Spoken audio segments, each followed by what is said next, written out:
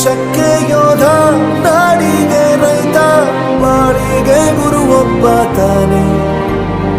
ಅಕ್ಷರ ಕಲಿಸೋ, ಜ್ಞಾನ ಅಳಿಸೋ, ಅವನು ಅನ್ನದಾತಾನೆ.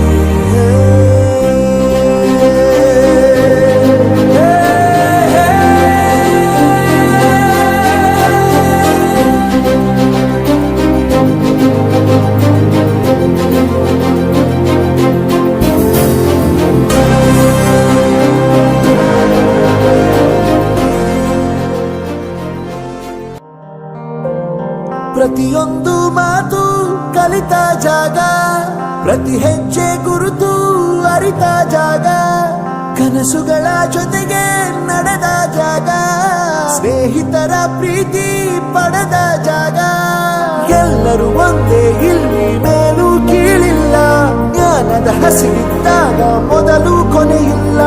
ಮನೆಯೇ ಮೊದಲ ಶಾಲೆ, ತಾಯಿನೇ ಗುರುವು, ತಾಯಿಗೂ ಪಾಠ ಹೇಳಿದ ಗುರುವೇ ಅರಿವು.